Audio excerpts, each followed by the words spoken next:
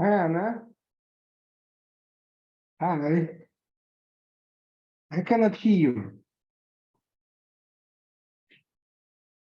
Just a sec. Let me see if it's on my side or your side. I cannot hear you. That could be me. Say Ah. something. Now you can hear you. Okay. It could be me. Okay. Okay. Right. Very good. Well, what was the problem? Because it's strange. You know what was the problem? I had a extra speaker that it was relegating, but it was very low, so I turned it off. I turned the Bluetooth off. I see. Okay. Okay. Good. Good. Just to know about what possible, what kind of problems possible. Okay. Let me see. Is it? Okay. Right. I think it's better. I'm just playing with the light around me. Yeah, that's probably. This is better, nicer. Yeah. This is better. I'm just getting light from. I bought a very good light. That's. Oh, light that shines in your face. No, I don't want. That's exactly what I brought. I don't want in my face, but it's nevertheless doing what it needed, and you can actually put the finger around the switcher, and it controls. It's dimming it.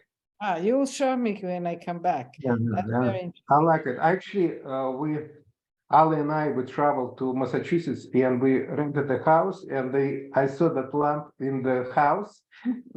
I made a copy of that and ordered that. So I really like it. Fantastic. Great.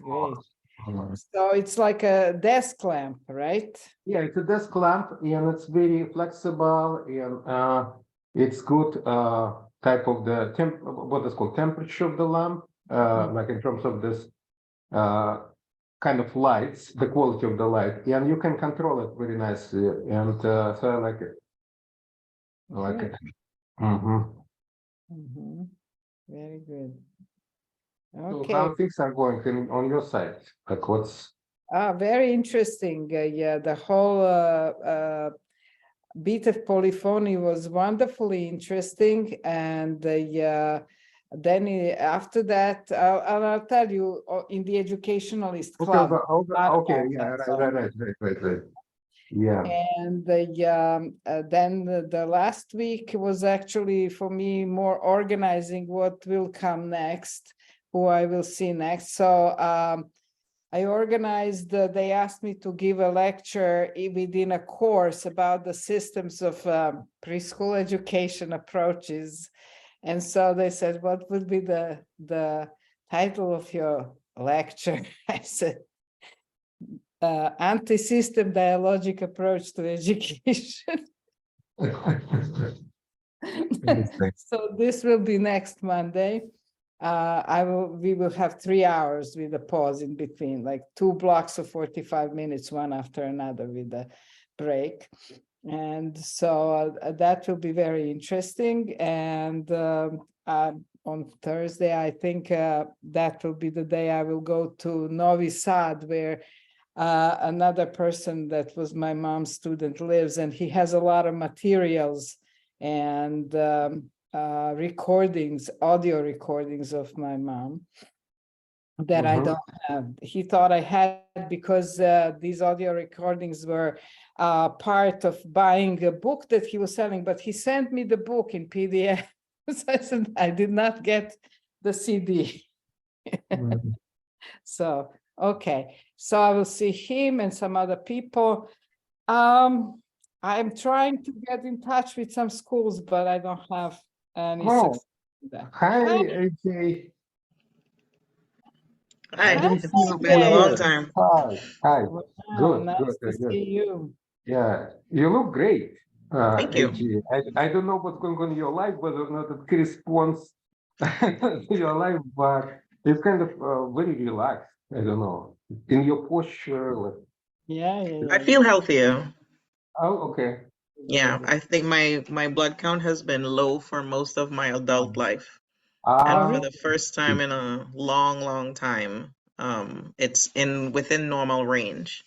So I'm not like fatigued as I usually am with a low blood count. Yeah. I see. Interesting, but it's interesting that it's kind of expressed now because I don't know anything, but just I look at you and you look differently in the sense of being relaxed. Yeah, Some kind it's of, a strange thing to. I'm like, is this how people usually feel? Like, Strange thing, I'm healthy. wow, oh, where did all this energy come from? You're Yeah. like energizing body, like. Yeah. Great, great. And of course, did you see that I just sent it right now to you? For Schedule tonight, our yes. Zoom. Yeah, good. I didn't know that. I just realized that you have a Gmail account because it's popped out in my email and like I didn't notice that before. So that's anyway. I sent you in both cases, both emails. Okay. Just in case. Good, good. And I'm following your communication about this travel things. That's good. And I hope everything will be fine. Yeah, you know, sometimes just the wording of something can throw you off. The deadline, it's worded in such a way that it says the deadline is within a month of the date of travel. So I took that to mean you had to apply within a month of travel. Not, you know, just as the simple like within made me think it needed to be within a month of the conference, not before a month of the conference. I see.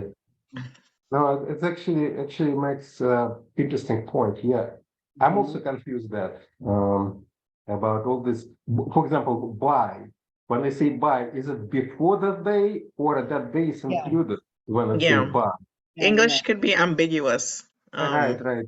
Yes. And right now I decided always to include to clarify like the days included because when I said something, I know that it's very even for my students are confused about that. So it's not oh hi.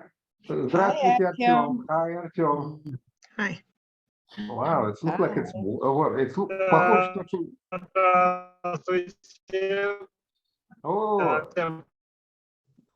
О, звук не очень хороший, Артем. Он плывет. Вы, наверное, очень быстро едете. Сейчас я переподключу. I'm making a joke that his sound He's is, driving? yeah, he's driving, and I'm just saying that sound is like how to say flowing because his speed is probably very high speed. Yeah.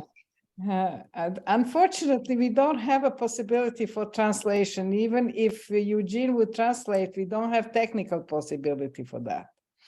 Okay. Because my private Zoom does not include that possibility. I'm kind of, I'm really, it's kind of bothers me that they created that.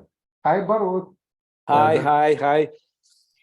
Now, this is our Ljubica. You have to know that. Today, this is Ljubica.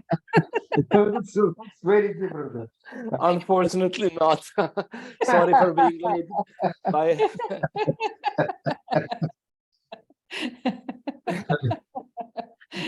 We will present to each other. Maybe we will start soon, huh? It's Артем, там должна была Любица из Сербии вместе с Анной. Oops, he disappeared. Okay. Probably it's unstable connection because he's driving and it's and now in Russia it's getting connection is not very good. Okay, so welcome everyone. I'm going to start, and whoever comes and doesn't. Since we don't all know each other, only some, let's start with introducing each other first. Who is who? So, I will first give a word to AJ. Okay. My name is AJ Dikoto. I'm originally from Trinidad and Tobago. I'm a student of University of Delaware, 5th year PhD, working with Eugene. I live in Philadelphia. And I was looking at round frame glasses last week. So Borut, thank you for modeling the round frames for me. I see. I'm leaning towards those. They look so nice. Yeah. I like them. Thank you. Yeah. And now, AJ, you pass the word to whoever you want. Okay, I'll pass to Borut. Thank you. I'm Borut Vild. I'm a graphic designer, full-time professor on University of Singidunum, Faculty of Media and Communications. I'm teaching basically visual communications, and I'm Slovenian, but living in Serbia for quite a long time. And of course, former Školigrica member, so that's why I'm here today. Okay. He's not only a member, but the hero of the story today. Okay, so Borut, if you want to pass the word to whoever you want to. To Eugene. I see him next to me on the screen. Okay, thank you, Borut. My name is Eugene Matusov, and originally I'm from another country that doesn't exist anymore, which is Soviet Union, from Moscow. And right now I'm at the University of Delaware. I'm in education. I'm interested in dialogic democratic education. And another important thing relevant to our discussion, there were a conference in Serbia, in Belgrade, and we saw some historical places that related with Školigrica, and including Anna and Ljubica showed us places, and so for me at least a little bit placed on the not on the map, but in kind of in a visual way rather than just to hear that story or even seeing some videos. Mm-hmm. Okay. And next is Anna. Okay, hi, everybody knows me here. I'm Anna Marjanovic-Shane, and I'm, as people say, what's your affiliation? With myself. I'm affiliated to being myself. I'm an independent scholar of education, and now I'm in Belgrade, but I live in Philadelphia full time, and also work very closely with the University of Delaware, and specifically with Eugene. We wrote many papers together and do a lot of projects together. So, okay, so let's start with this. Eugene already said this is for AJ, for you information, that this presentation was actually presented at the conference of the European organization, which is like parallel to American AEIRA, which is called EARLY, which is an acronym for European Association for Research in Learning and Instruction, EARLY. And it happened to be in Belgrade, just when I was anyway in Belgrade, and Eugene came for other presentation we had, and Brian, that you know, AJ, also came. So as Eugene said, we gave them a tour of Školigrica. And so what's Školigrica?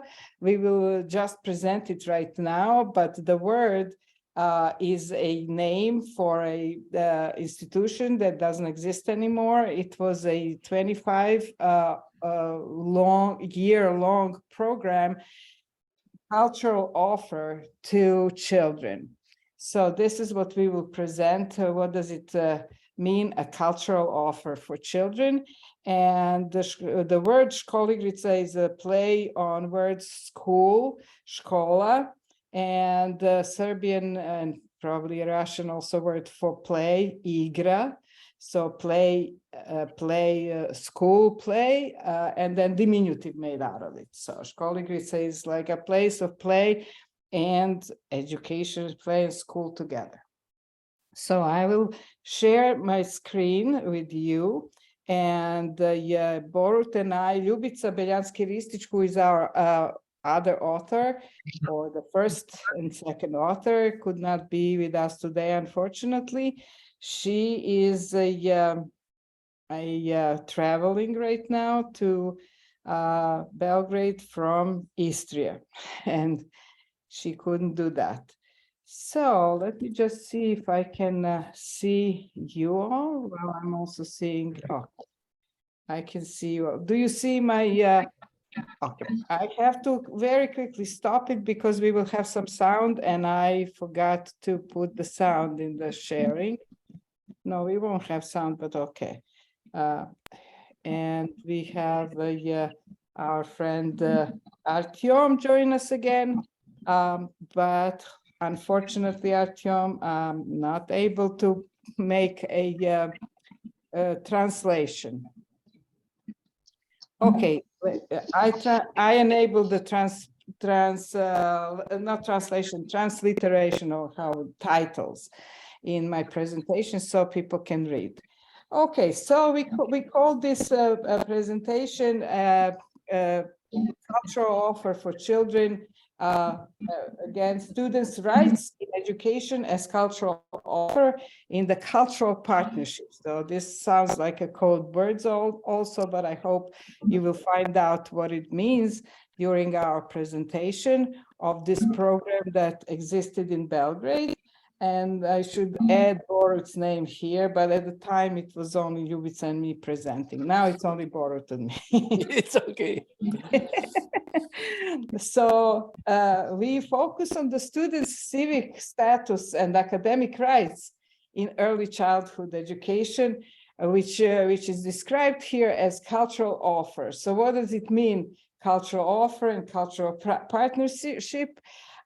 This kind of concept developed in Yugoslavia, also a country that doesn't exist anymore, just like Soviet Union, until today. And it always was something on the margins of mainstream education, which was very conventional and still is very conventional, autocratic education. And as concept of cultural offer, it had many turbulent periods. Sometimes it was easier to organize offers like that, sometimes a little bit harder. What it meant in education or a system of education was disputed many times and so on. I could best describe that Anna, excuse me. We were seeing the presentation a moment ago, but now we're seeing your home screen. You're seeing my home screen? Okay. The desktop. Do you see this presentation again? No. No. Let me. I thought it was on purpose to see the No, beautiful no, tree. I don't want to and the interrupt, but kid. just in case, I thought I'd ask. Thank you. Thank you, Sure. Jay, because I also thought it's on purpose. All right, let's try again. What you But will the picture is nice. Do you see it now? Yes. Well, Okay. see, there were two kids, right? And I didn't know if it tied in or not, right? Okay, we're ready. Thank you. Okay, so I talked about this, and so a metaphor for this kind of approach to education or to children, we found in the title of a book for children written a long time ago by one of the famous Yugoslav poets and writers for children, Duško Radović, who titled his book Honorable Children. So there was, I could say, the whole movement and a whole number of people who worked in various institutions that were doing things with and for children and children's culture, or independently as artists or writers or other kinds of workers for children. But there was this spirit of I would say, from the end of 50s or specifically in the 60s and 70s and coming to the 80s, that children have some special rights and should be revered in some way as people who should be respected. So this is where the whole spirit of this cultural offer comes from. So we want to look at the status and the rights of children in that kind of a still marginalized type of education as cultural offer.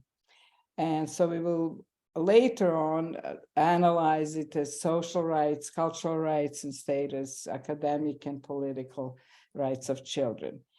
But we want to talk first of all about this one representation that could maybe best describe what it meant, which was the cultural center Školigrica.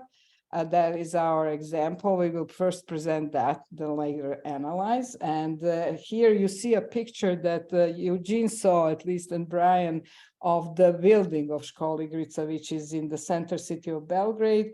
And it used to be originally a building of some society for the steamships on the Danube. So it's called Parobrod, which means steamship. I mean, the building is called Parobrod. And today is still a cultural center, but now it's called Parobrod, not Školigrica.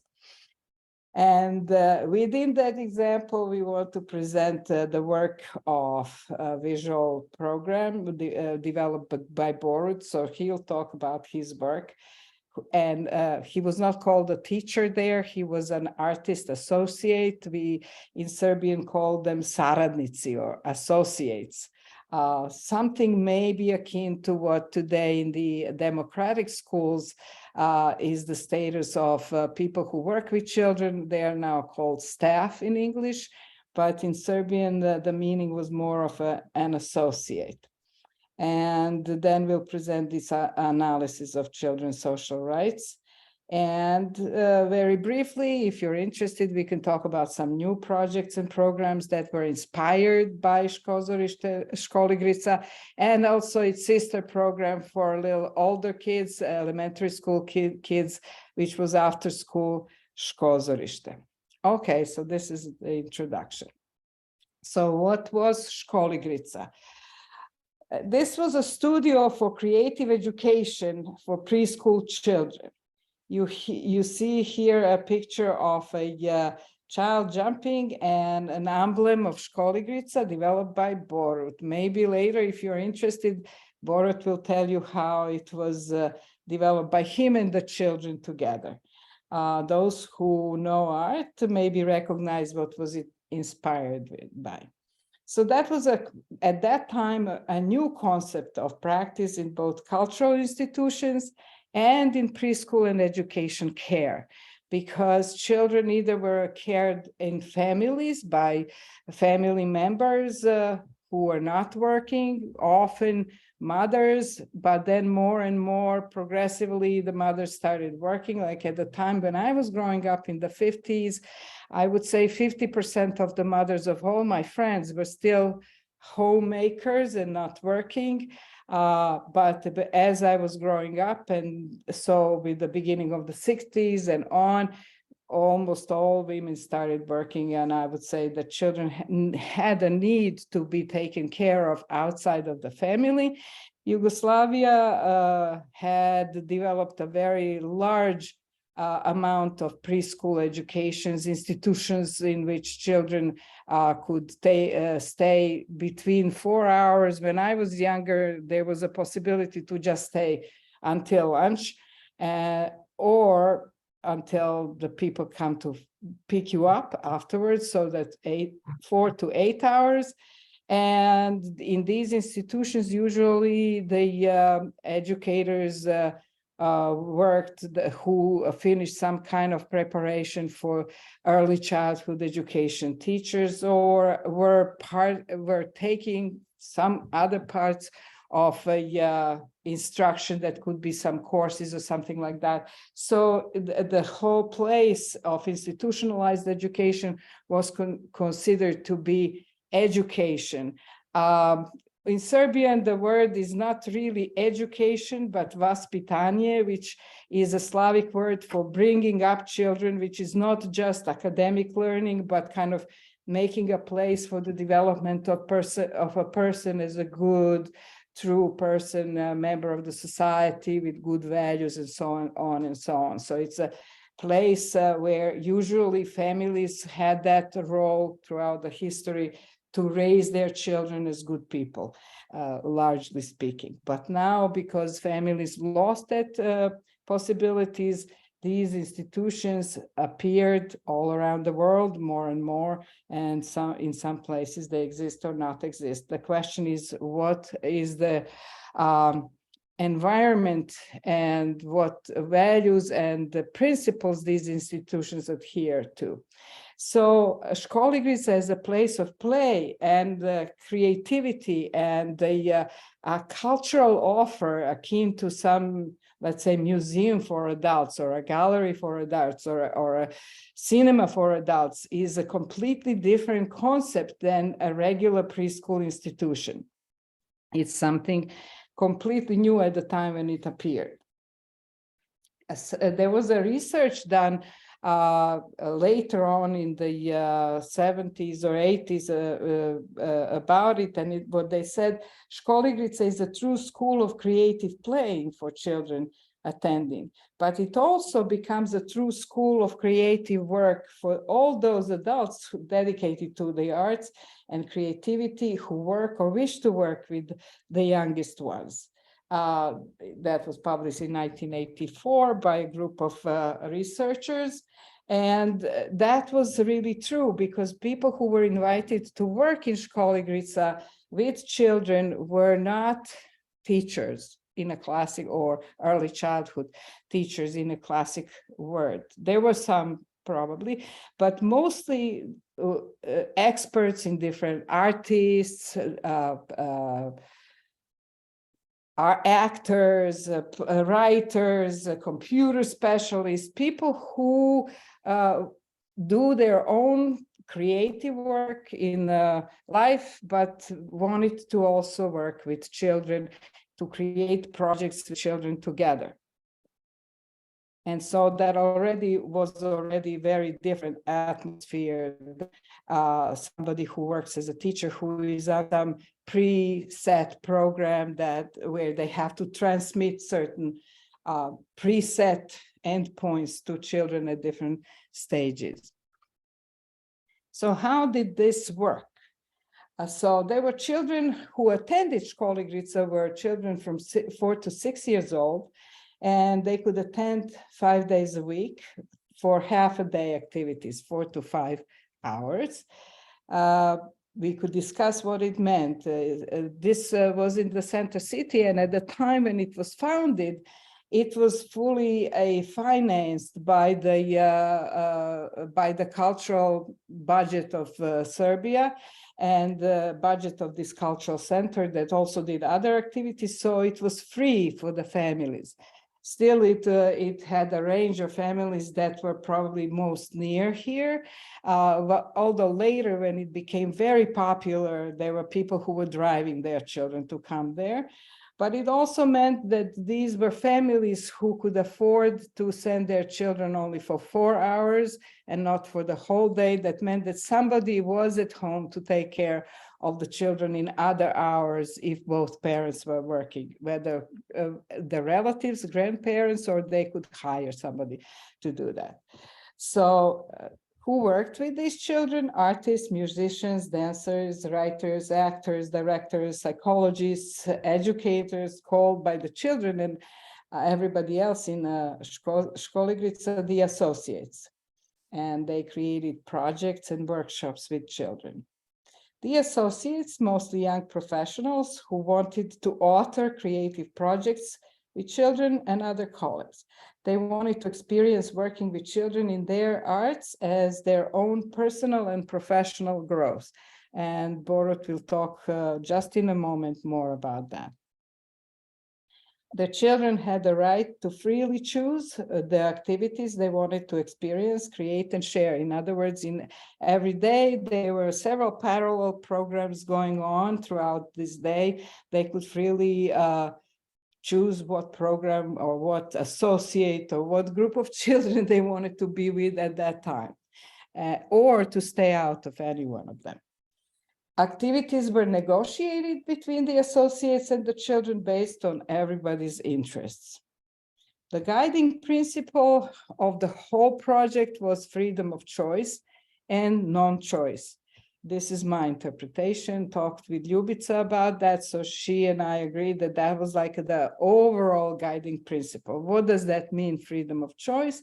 For children, it meant that they could choose to participate in any offered workshop.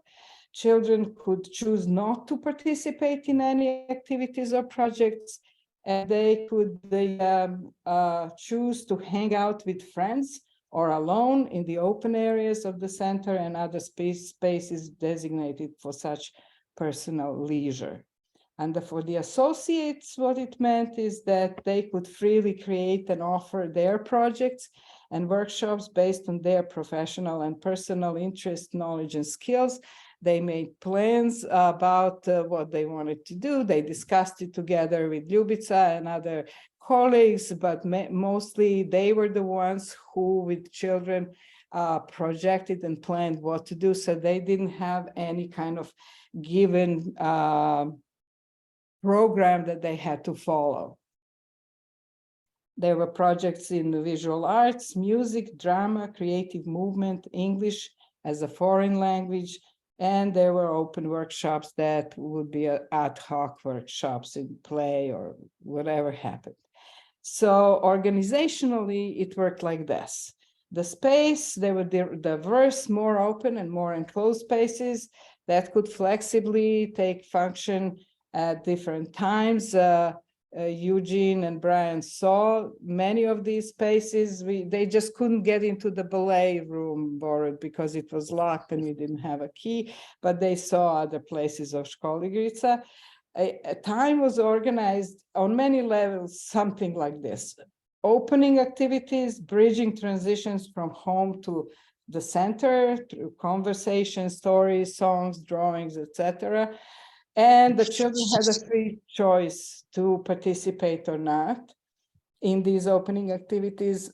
Then there was an hour or so of the common activities in 3 age-related groups and 1 open group. These were workshops focusing on the state-mandated preschool curriculum. So yes, there was the hook that in order to open like a cultural orphan for children, the state mandated that there is some part of the program, some kind of basic or core education. However, these were also organized by the various creative associates, and also the children had a choice to join them or not. Then after that came the elective creative workshops, open to everyone, again, free choice. So that means Borut had his workshops completely independently, or Branka or whoever the associate was, they could have their own projects together with children. And then at the very end, there were ending activities which were different kinds of playful activities, like traditional games, invented games, or play. And this kind of timeline was the daily timeline, but it also conceptually was a timeline of the week and timeline of the month and timeline of the whole year of work. So that there is some kind of a time progression. The groups were dynamically formed by the children open choice and of activity, or the associate, or the space, time, and friendships. So whatever they did not want, they could just lie down, do something on their own, or play independently with other children who also did not join these programs. So Ljubica wrote about this some 9 years later in a column in a public paper here.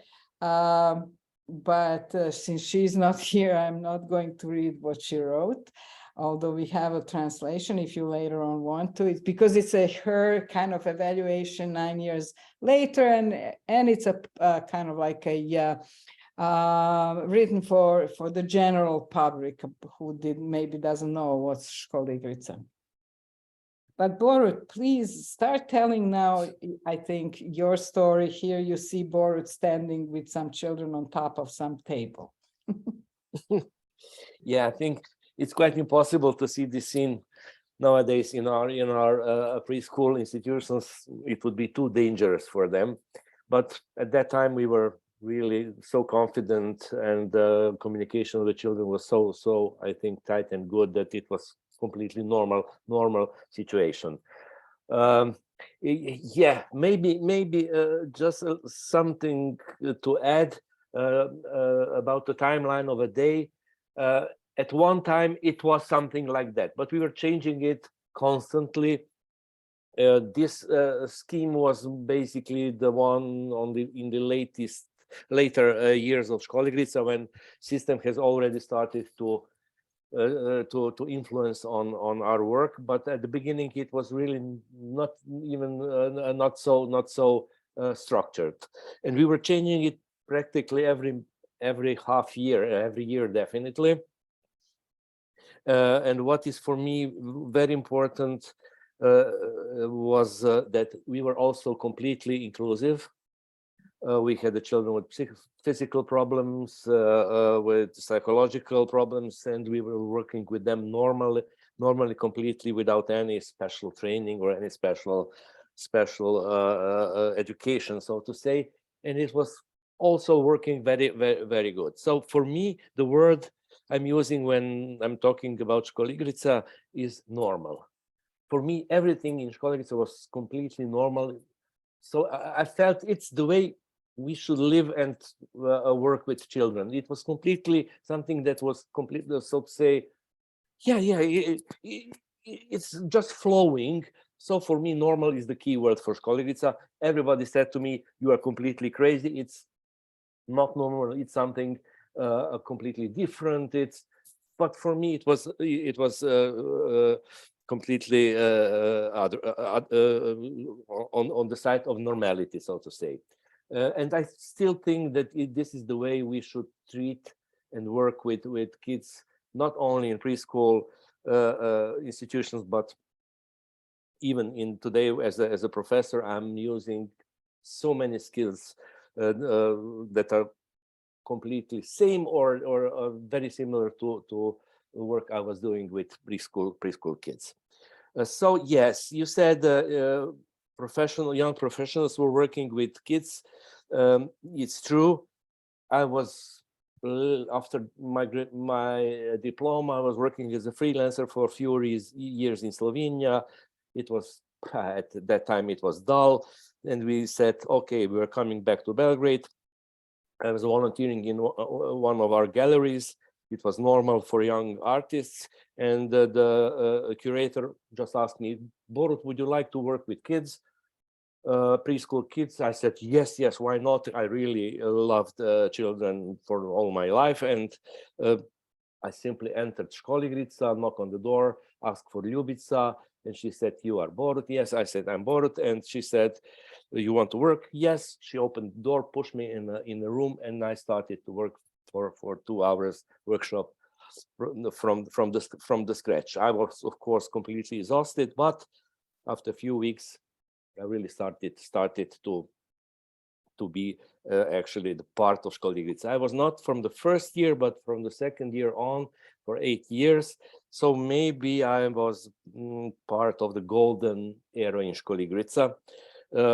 And I also have this theory that Školigrica was possible in that original way, only in that kind of interregnum between two systems. While one system, socialist system, was dissolving and disappearing, the other system, liberal capitalism, was still not on the stage. So exactly in that little space, it was possible to do such a thing that was completely honestly out of control by the system. System had really a very small impact, especially at the beginning. Today, I really can't think that this kind of institution is possible due to, not only pressure of the system on the preschool education, but also due to prices of work. I think it's impossible. You were asking about the logo I've done. I was working in Školigrica already for 4 years, and they are from the beginning, because I was graphic designer. Ljubica and also a lot of other people were just asking, why don't you make some logo? Why don't you make some logo for institution? I said, I can't. It will come. It will come. And it came 4 years after I entered Školigrica. Yes, it is a combination of children's drawing of of a man, and Leonardo's drawing of Vitruvian man. Maybe if I can share just few photos, Anna. Okay, I can stop Yeah. sharing this. Yeah, and I will start sharing if Let me just okay. see. Did I stop sharing it? Yes. Okay. And I'm starting to share my presentation. Do you see? I won't do a full screen. I had a presentation today with the kids on the first year with students. So that was basically the idea of a Školigrica logo. And I must see. Yeah, and then as a combination of these two drawings or symbols, I made this one. After that, it was so to say official logo. But what is for me much more important is that we were drawing with kids this logo every year, and 3, 4, or 5 of the drawings from the kids were actually the logos we were using it through whole year. And we were changing it every year. For me, those drawings are so much better than mine, so much more energetic, more so to say honest on the one hand, but on the other hand, it was also beautiful test for us to see somehow the stage of zrelosti, odraslosti, of a kid. Stage of the maturity of stage of the maturity of the kid, because this logo is tricky. It has the square, it has the circle, it has these points where the figure and the geometry are meeting. Is actually, of course, the drawing of the logic of an adult, and it was really good to see how, considering the age, those drawings look alike. So actually, this one is 6-year-old. It was easy. It's easy to see. This one are much younger. So it was also a game, and for me, these drawings are one of the most beautiful parts of the projects in Školigrica. In Školigrica, I did. We made a poster later. Yeah. I think Ljubica downloaded it. Maybe I still have the and every year they were different buttons. They made buttons that people could pick up with several of the drawings. So you could pick up a choice of which one of these you like to wear on you as a button. Yeah, so that's about logo. And I don't know, I would really prefer you to ask me something, because I can speak about Školigrica for hours without saying anything really important, because for me that is one of the most emotional parts of my life, and one of the periods I've learned more than I've learned in whole life before and after that. This is a list I used to show on my lectures, what I have learned in Školigrica, but should have learned in my previous life. It's a team. It's also, you must have in mind that these are 80s. Now it's a little bit different also on my faculty or in education at all. But at that time, teamwork was taught. We were taught as a single artist, just looking at the white paper and producing some miracles out of nowhere. I learned what is teamwork in Školigrica. I learned what is real research. I learned what is communication, what is competitivity, what is the relation between giving and receiving, what is honesty, what is sensibility, what's the difference between, not difference, what is the correlation between ulaganje, between what you put in, what you put in, what you get out. And for whole my life, I have learned that I am free to make my own choices through not only as a professional, but also as a human. And that's maybe the most important part, because I'm changing jobs every 6-7 years. When I feel it's enough, I simply go elsewhere. On the other side, as an artist, Školigrica has a huge impact on me as an artist, and at the beginning, after also while working there, the children's art, so to say, had a huge impact on me. I did the serial works that were really highly influenced by the children's designs and drawings and type of thinking. It was very strong at some point, but then in my life, it's from 87, but then in my life, every several years, something simply burst out. That is kind of this sculpture I had in my apartment in Hvar, or this poster I did several years ago for our conference in Montenegro. It's based on Paul Klee, a famous teacher from Bauhaus, and his work, but it's mostly like a dragon from made by children. Or the project I did on Hvar last year. It's called and then he left to his fairy tale. Maybe I have the whole series somewhere. I have lectures with a lot of slides, and it will be here. It's called "On otišao u svoju bajku." He left to his fairy tale. It's also kind of art or project that is highly connected to my memories of Školigrica. So it's I will stop sharing. Okay. So it's really also for not only for kids. It was really important also for adults. And you forgot, Anna, to mention another circle of communication. One was between children, then children and associates, then associates among themselves, and then parents, children, and associates. That was the third circle. We used to have workshops at least once a month with the parents and children together. And for me, it was also extremely important that so the parents got the real impression what we are doing in Školigrica, not by only by things that children said when they came home, but also experience themselves what it's like being a part of the creative process.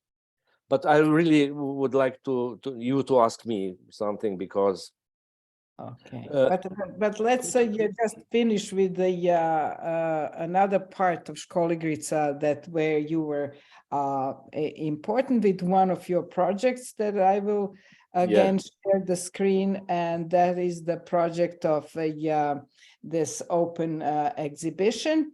That was June 1992, and I remember you said it was just while it was taking place, the wars in Yugoslavia were announced or something like that. You will tell that more. So this was a project called The Keepers of the Map, and it took place in one of the public art galleries in the center city, Belgrade. You see the building here and people coming in and out for this particular exhibition. It was a process exhibition. In other words, when the people first came in, there was nothing on the walls, and it was just starting to be. So the exhibition took place over several days, maybe more than a week, 12 or something like that. And the exhibition was finished at the end of that period. So it started with an empty gallery, and each day there were art workshops with different adult artists who they invited to participate in the process exhibition. You will tell more when I just finish in a sec. And each workshop was then so-called recorded on a giant map on one of the gallery walls. And finally, it ended when the gallery was filled out. So as I go through this, you can talk about it, Borut, how did that happen? Yeah, it was a kind of, let's say, farewell project. While I was, after 8 years, it was really time for me to move on. And that also was the idea of Ljubica, that you don't come to Školigrica and stay there until you are in a wheelchair, but you spend there 4, 5, 3, 2 years and then move on. After I was really staying maybe a bit too long, but after 8 years I felt it's time to go. And since I was at the time already, let's say, an artist with a kind of reputation, as well-established artist, it was not hard for us to get this gallery, which is really in the pedestrian zone in the center of Belgrade, and the whole exhibition was a kind of a simulation of a process we did in Školigrica. This year, that year, we also had the huge map on the one wall, and working on the project, which was combination of prehistorical art and then fantastic stories mixed with Tolkien, mixed with all this kind of stuff, derivated through children's let's say mind. And then everything we were doing in a space, we were also reproducing it on a map as a kind of a really autonomous work space. In Školigrica was one thing, but the map was something else. Like you have the map in all good books like Game of Thrones or Tolkien's Lord of the Rings or everywhere. The map containing the cave was the beginning. The cave which we built in our space in Školigrica was also the beginning of civilization and communication between people. And then from this cave we got on and trying to move the ambient from Školigrica, which is quite close. It was possible it was not so hard to transfer the works to gallery, and combining this process with workshops with real artists. So real artists were also working with us just for these 2 months. They knew the concept, they knew what will be in the gallery roughly. And then kids and artists were every second day, I think, if I still remember good enough, doing a workshop and putting the works on the walls or floors of the gallery or in space of the gallery, and also finishing the map. I was also one of the artists. That's me working on my piece. I asked artists for which I suppose they will be good in work with children, that they would like to test to be part of that quite unusual project for that time. And especially it was in some kind of land was also country was already falling apart, and children building a new world in the gallery were kind of, I don't know, let's say, I don't even I can't find the English word. It was really a strange feeling of building and enjoying and being full of life on one side, living in a environment that already smells to death, like it was a year or 2 years later with Bosnia and Sarajevo. So for me it was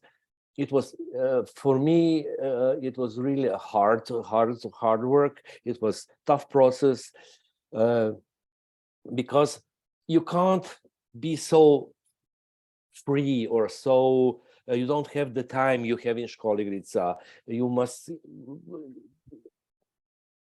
like it or not, you must think about 2 weeks you must finish the process to show everything. But I also tried to be as honest as I could, and I didn't push kids in anything that would be some kind of a lying, because honesty was also one of the keywords in my work with kids.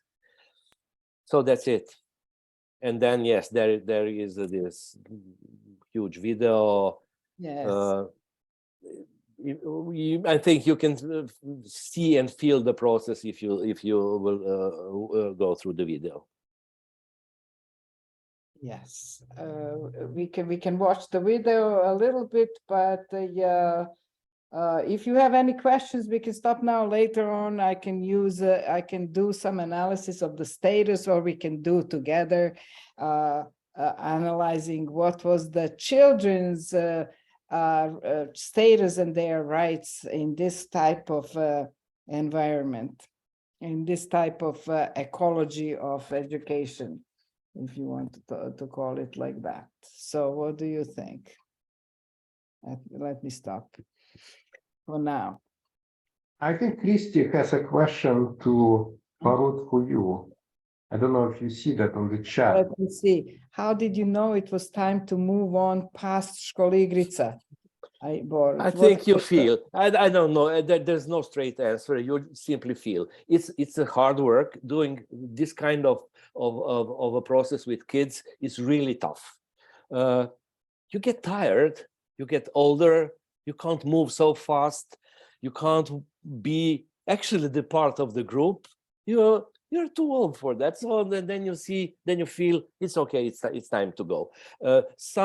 There was a lot of associates that worked maybe for a month, for 2, for 3 months, for half a year, and then simply left. It took me 8 years to get to that stage. But basically, I was feeling that my energy is really not enough. And then, of course, when I said you're getting old, you are getting older. Your interests are focusing on something else. I really started to do much more of design at that time. It took me also a lot of energy and time, and I said it's okay. And it was also natural. I think nobody said, "Well, why are you going?" It was completely natural that you at some point leave Školigrica. There's no straight answer, but maybe 8 years is really enough if you're doing creative work. If you're just fulfilling some kind of pre-written program, you can work it until 100, until you're 100. But that kind of really intensive work, I think 8 years. Ooh, I think I was good. I just have a follow-up question to that. How do you balance process versus product? There is no process if there is no product. Simple. Well, no, what I mean, yeah. I come from working in early childhood and elementary as well, but with music, right? And I feel like, there's the children themselves, and then the parents and the school that sometimes want the product at the end. And then there's the making, the parts. I know, yeah. I'm not talking about that kind of product. That must be evaluated by parents or institution or school that is graded in any kind. No, the product of the process was, let's say, completely visible in of course, I'm doing visual arts. Yeah. It must be visual. It must be something. It's never finished. It's not a product as a finished thing. It was always developing, changing. Like everything in Školigrica, the program was changing every year. There was no such thing as a product. Even my logo, as you can see, is not a finished project. It's maybe one step, but it's also a step. It's also a step towards something else, which is for me always more important than let's say.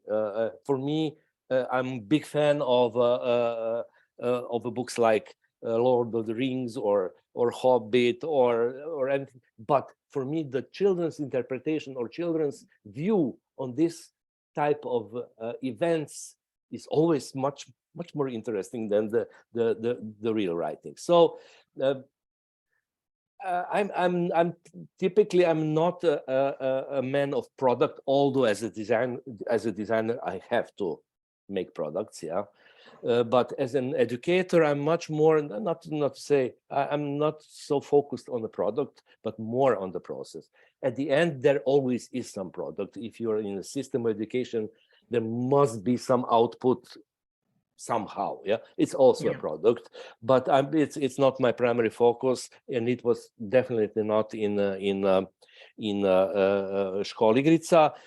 Maybe there was a slight idea of product while we were moving items from Školigrica, which was our place, to gallery, which was, let's say, our place for just 2 months. So the cage the kids were building in Školigrica themselves, we had to rebuild it. We associates had to rebuild it in a gallery space because the ceiling was too high for kids. So that kind of lying or simulating is for me okay when you are trying to show the process, not the product. But otherwise, it was really a common work of me and several other associates and kids. I was not working alone on this process. I was very often asking for guests, my friend artists, illustrators, to be the guests on my workshops, to share with children their vision of things we were doing together. So it was really quite dynamic. Thank you.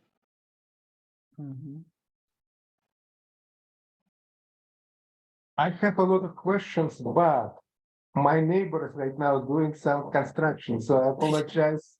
No, it's okay. And I don't think anything can be done about that. I have many questions, but I don't want to monopolize that. So, Madam, so why don't I ask questions and then I will shut up and let Christy and AG to ask more questions. So my first question was something like that. Did you notice at some point when the children might take over your offering? Like, for example, you wrote a logo and they kind of, that might be with something like that, and then move away. And I just want to also remind that the notion of logo, it's not very clear for children. Correct me if I'm wrong. Also, with all these cultural things about circles and triangles, it's also not clear for the kids. So, but my question, the primary focus, it's kind of secondary question, but my primary question, whether or not you notice when the kids completely take over the offering that you gave and start moving in completely different direction, unpredictable for you and nothing to do even to what you think about. Yes, those were the best moments in my work. That's actually the thing you are searching for, you are looking for, you are really, and it was, and to be honest, it was quite often because you are not only one who are working with these kids. There are parents, there are grandparents, there are society, so they are having inputs not only from me and their group in the Školigrica, but also from all other sources. And it's always kind of a mixture of something that, not that I wanted, that I'm offering, something that they are offering by themselves, and something that came through other channels. But yes, for me, it was always, those were always the best moments when they took off and they start working. They go on and completely forget on something that was maybe not my intention, but was something that I thought it will be the outcome. It's really hard because of course there is no such thing as absolute freedom. There's no such thing as completely. You are always influenced by something. If you're an adult or a child, or a child, it's the same. So it was always a kind of a mixture of something that was my intention, that was their intention, that was there, but also something they brought or from family and very often from other workshops. Children was circulating, and I always said, when I said it's normal for me, the kids that were normal so to say. They were circulating around all workshops through the year. There was, of course, fans of Borut and fans of Smilka. They were going all year long to one person, but it's rare.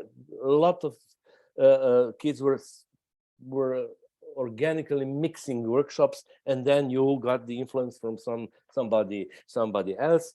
While we were trying to do this year project, it was maybe even more visible, but nevertheless, it was never just my work and my intention. And yes, that is a tough question.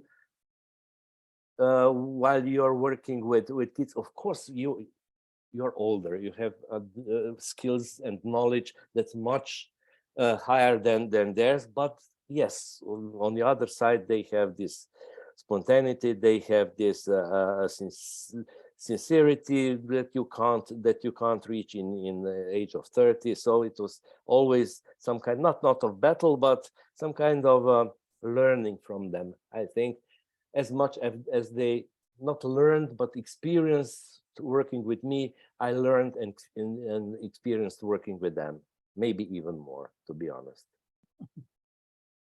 And yes, you are right about the geometry of the logo and the triangle as a square, and this, of course, it has nothing to do with kids. It has to do with ideal of perfect proportions of a human being. So that's what's also our idea to make. Of course, I'm paraphrasing, the ideal environment for kids, not trying to put them in this rational geometric type of analyzing human body. But for me, it was a good exercise for them while they were drawing. We were doing it just for one day, 1 hour or two, not every day drawing my logo. So it was kind of a game also. Christy also has a question. Has there been any follow-up with the children who are now adults to learn how they remember this space, how it impacted them, if at all, whether they value it or not? As I know, nothing really substantial, but of course through contacts with them, and we are I'm in contact with a lot of them now. We are working on some projects together. One of the kids is now teaching with me on the same faculty. She's teaching English. I meet them a lot, and I can say they really remember Školigrica for the now not kids, now adults, that they were going to Školigrica as a kids, that the one they choose the creative education or creative careers, Školigrica is really a milestone for them. For the others, it was really a place for a nice childhood, interesting games, but for those who are in the filmmaking, art, design, Školigrica is really, I think, very important. And the relation between kids and us, me, I'm speaking now about me, is really great.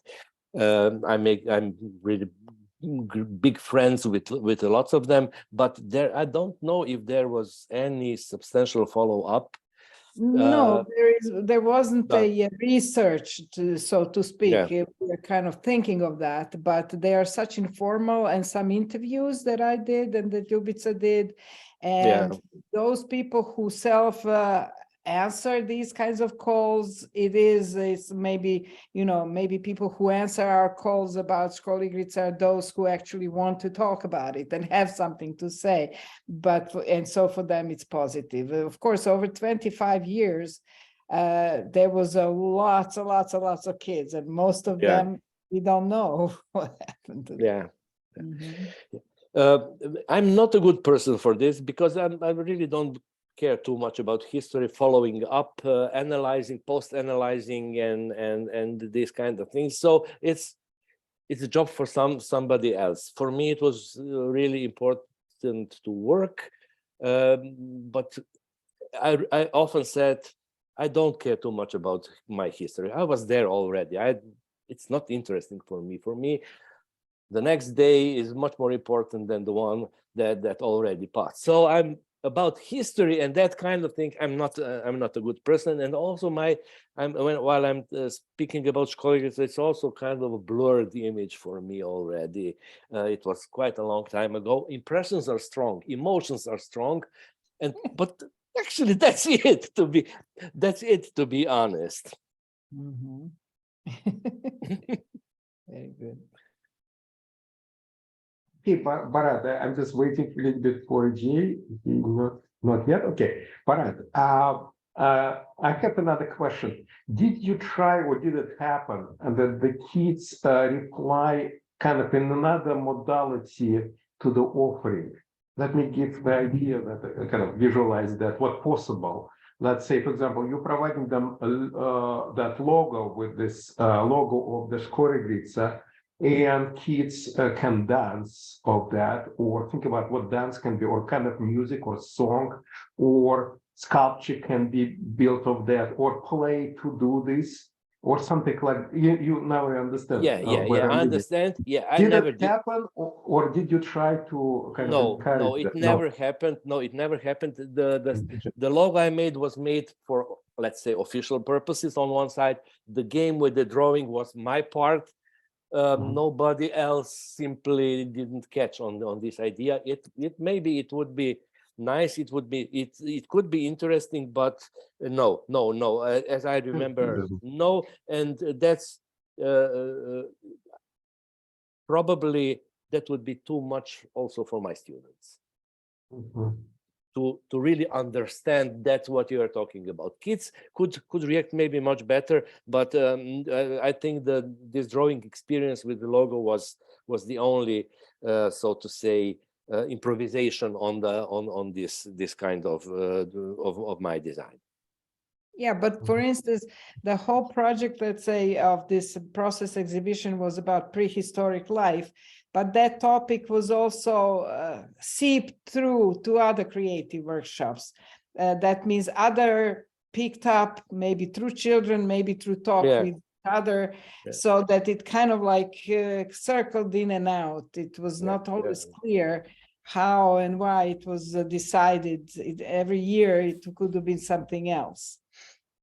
Yeah, it was also kind of a process. You felt in 1 year that there is something more that you could explore in that field, and then you try to make a project, try to find the collaborations between associates, trying to mix.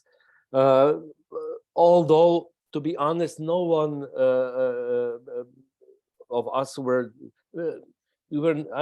I as an associate doing visual arts workshops was also playing with them football, doing some physical activity. It's not they came to Borut and they just draw, and of course they needed some physical activities. We were playing parquet polo. It's like water polo. Kako se kaže water polo na engleskom? Water polo. Water polo. We were playing parquet polo on the floor with the ball we made from the paper. There were no toys in Školigrica, none at all. Everything we were making by ourselves. Why not? Because there was no need for them. We made everything we need for with our hands. While playing a ball, you don't need a ball. A piece of paper is enough. You just make a small ball and it works. The same as the most beautiful plastic ball from the shop. So we were trying to, especially in online workshops, nothing except tools for painting or cutting, or except no bought toys were in Školigrica, I think, until maybe for the last 5 years. Otherwise, we were doing everything by ourselves.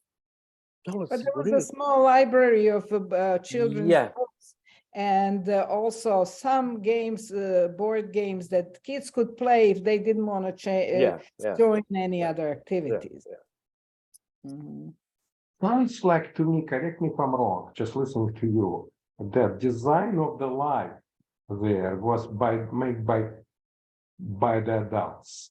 Yeah. Almost entirely, or maybe entirely. Like everything, like I can hear you. No toys, for example. All these decisions made by adults. And there is no kind of any space for the kids to start there designing was, their life. Just a sec, Anna, just let me finish. Design for themselves. There is no space, public space or public time when we sit together and say, okay, how can, like, what life, imagining life there, everything was imagined by adults and justified by adults. Through the adults' sensitivities, aesthetics, views, pedagogy, whatever. But not by there is no invitation to the children to think about how our lives can be there.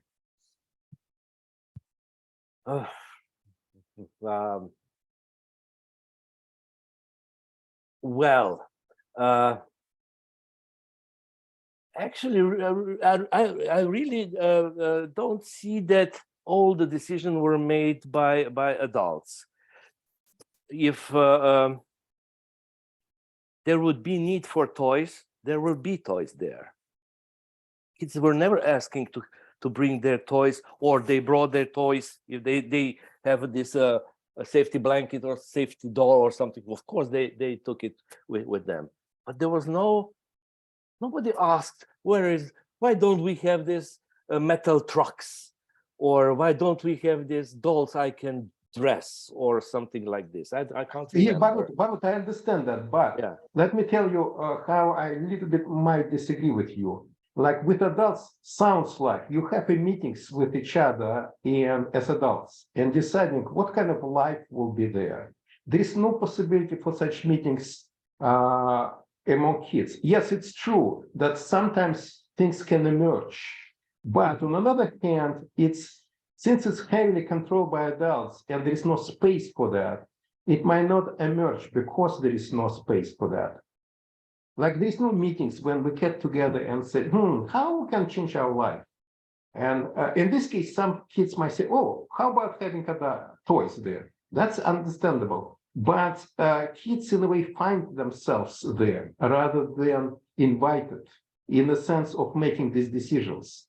And that's very different. Like, for example, I might, nobody suggested to having in bank, like I'm coming to bank, I'm a, customer, but I never asked how it should be looked differently. That's why I'm not having any suggestions for them. But if you ask me, I might have suggestions. Nobody just asked me.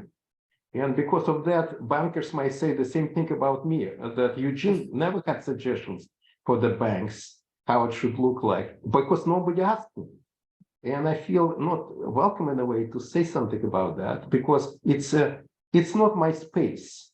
Bankers might think, oh, we're family, we're whatever, but I know that is bullshit. It's not true. I'm in their space. Yes, I have needs and sometimes I push them, but it's not my space in a way because nobody asked my decision, like what I think about how banks should look like. You see, do you see my parallel? Yes, and especially it's true for the kids. Yeah. That was always a dilemma. Are you leading them too much? Do they have enough space? Are you pushing them in some direction that is more yours than theirs? But on the other hand, I don't feel they were bringing. I have the feeling that maybe the whole space was much more their decision than mine. My decision was to step on the chair to catch it on the floor, on the ceiling when they asked that if there's a fish, it should be. But I don't think. Sometimes, of course, you are pushing them in some direction, trying to see if there is some. But I think it's also normal. It's also normal that there was a lot of a time that kids could be alone. Kids could decide what they would like to do. They were constantly. This kind of a workshop was really based on. on a drama structure, which is not kind of a thing you can, so to say, lead, but it's always a kind of dialogue between us and kids alone. There was a lot of times that I simply wasn't there. I was standing and just watching what they were doing. I don't definitely there is something that is a figure of adult. You can't escape it. You can't be kid, even if you would like it so much. Not you or not me. We are adults. We have our state of mind. We have our own thinking about what kid is, what kids should be. Probably we are all wrong, but on the other side, that's life. Simply, we also cannot pass this. But yes, maybe I was very democratic associate. Maybe somebody else was more autocrat, more trying to force them in some direction. Maybe all the activities are not the same in the core. Maybe visual arts can be more free than, for example, ballet dance, which has his or storytelling, no storytelling, or music playing, or I don't know. But in some, I definitely I understand what you are asking, and that was always my primer concern. Yeah. Am I doing it right? Am I honest? Am I just pushing them and trying to make my own monument of my work in Školigrica? But for me, the right answer, I'm not the one that can give you the right answer. The kids would be. Or maybe these adults that were 20 years before that, members of Školigrica. So what are they thinking? How they feel? There are some that are saying all the basic ethical rules in my life I got there. Mm-hmm. There are somebody who said, "Oh yeah, we were just playing. It was so fun. There was no pressure. It was beautiful." So everybody is also has, I think, different memories, and at the time they were there had different I don't think feelings being there, or experience being there. I really but I understand your concern, and yes, adults, we are always tending to push a little bit too much to be let's say on the stage. But I was really trying very, very, very hard not to be the one on the top, but to be the part of the group as much as I could. If I was 100% perfect, I'm sure I was not, but at least I can say I was trying. I was trying. Yeah. I always was thinking that there was a certain, as you said, Eugene, certain number of decisions about how this whole offer as a whole program, not just Borut's work, but everybody's work, including Ljubica, it was a design of the adults. That's no question about that. The experience of children inside or working more locally, like Borut's own workshops there, within that premise, there was a lot of openness and a lot of possibilities for children to feel like partners with the artist and work together. But this was out of range of many other things that came into organizing and thinking about that. So it was not a democratic school like we know democratic schools, where everyone makes decision about everything that's going on. But decisions were made within I would say, within the workshops, not about like who will come to work with them. I don't remember or don't think that they were children ever saying, well, we would like this and that artist or this or that actor to come and work with us. This was a matter of not of their decision, but of whoever decided to join, like Borut did, and among the adults. So if you want to see where in the whole practice children participated, I would say it's not only as consumers. Maybe you could say they participated as much as somebody who comes to a museum wants to participate in some museums, more than a museum that's just static, but wants to participate in a creative chess playing or creative art, learning how to draw something on their own, coming to art classes or to yoga classes or to something like that. But the framework is given by those who organize that. Yeah, it's also a framework is also a kind of organic thing, because kids were not coming to Školigrica at the same time. So that's why we had this morning opening activities for first half an hour, because somebody was coming at 9:05, somebody 9:20. So we had this beginning of the day that was really calm and open, and you can do anything. You can draw, you can just lay or think or speak or do. And also the finishing activities were also part of the leaving, not at the same. No, it's ring bell, it's finished, go out. No, it was really slow.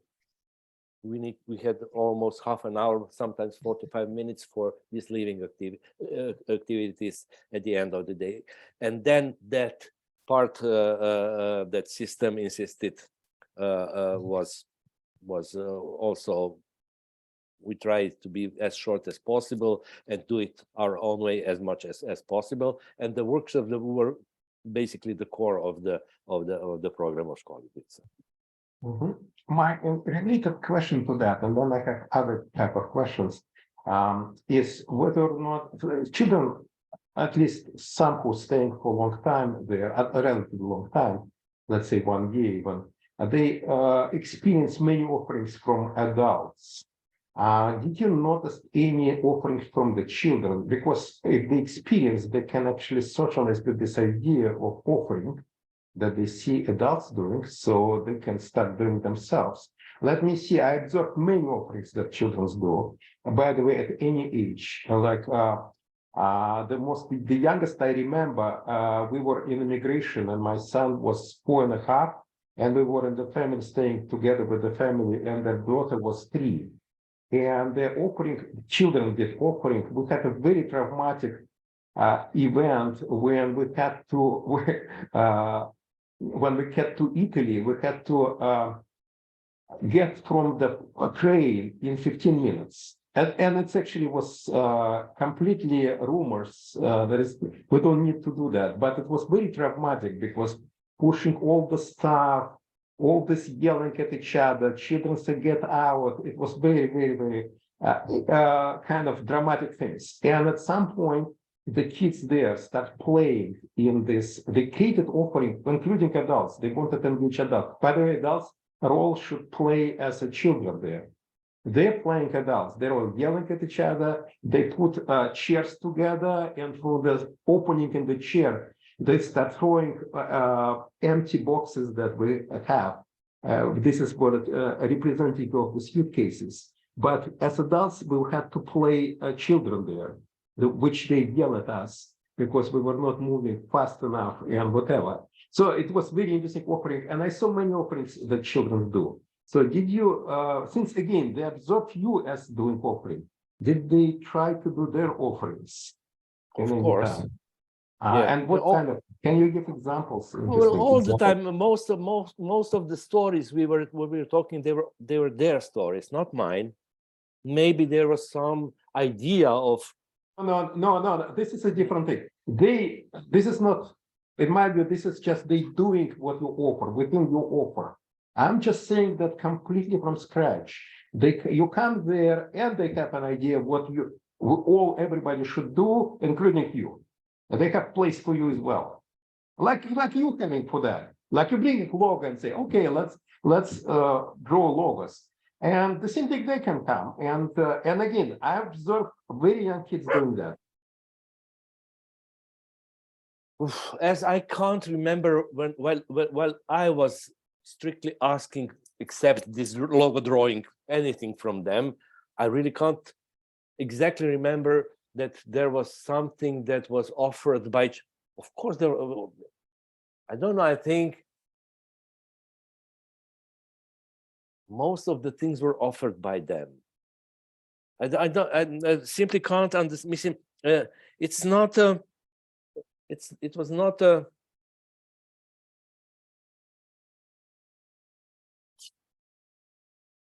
it was okay. But maybe we need to have different language, because by offering, I mean the frame of the whole thing. Within this frame, of course, you can improvise and do many things and hijack even and do some to create something else out of that. But the frame itself, like again, the children there, they suddenly created this situation. In my case, when we playing in this dramatic, very traumatic and dramatic event of this reloading from the train, and they came to that. But it was not a situation. Yeah, sorry, but it was not a situation offered by children.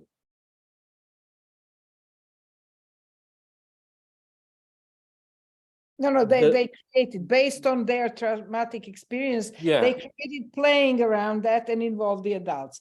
And as far as I understand, but I don't have examples, I'm sorry that Ljubica is not here, you would know. They had a whole, in this leaving activities at the end of the day, there was a lot of free play. And also children who were not participating in the offering also had a lot of free play. How much they involved people who were adults who were hanging around in their free play, Ljubica would know how to tell more about. I'm not talking about free play. It's okay, but I got it. Maybe I'm calling it free play. Maybe within that there was a lot of things that maybe could be described as an offering, but I don't know. I don't have that experience. Unless Ginny or Chris, my other question, completely now different directions. It's about like, what about conflicts, and both creative and non-creative conflicts, like relational conflicts, and how they were solved there. Especially you talk about teamwork, that was very interesting. Like what kind of conflicts you remember emerged and how they were solved? All kind of conflicts. All kind of conflicts between kids, between associates, between parents and associates, between kids and parents. All kinds of human conflicts were involved. How they were solved, sometimes in tears, sometimes in negotiations, some like in real life. I think there is no recipe, there is no way to solve all the conflicts in the best way. It simply don't go. So that's for me also the word normal. Sometimes they were fighting. Also, we were never, of course, encouraging it, the physical violence, but it happened. Of course, it happened.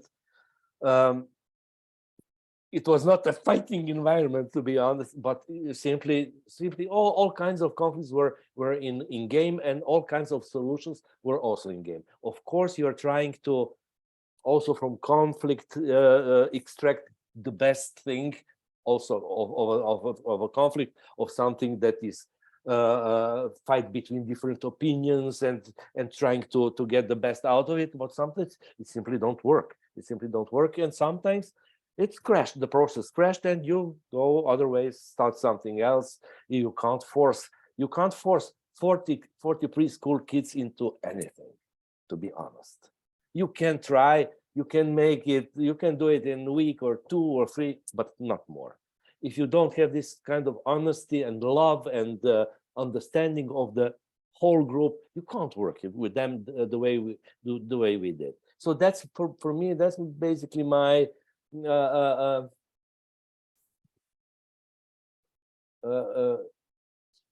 I always felt when I did something wrong, when I was not honest enough, when I was not prepared enough, when I was too adult, when I was trying to, I always felt it. Sometimes you go too far, you can't even go back enough, but if you are really sensible enough, you start thinking about it tomorrow and make it better, better next day. I think every school, if it's honest, is full of mistakes. It's full of process that's getting better. Sometimes even worse. You can't escape. You can't escape this, especially when you have this position of adult and a preschool kid. It's such a huge difference between us and them, that it's really you need a really strong effort to not to be adult, which is your normal position.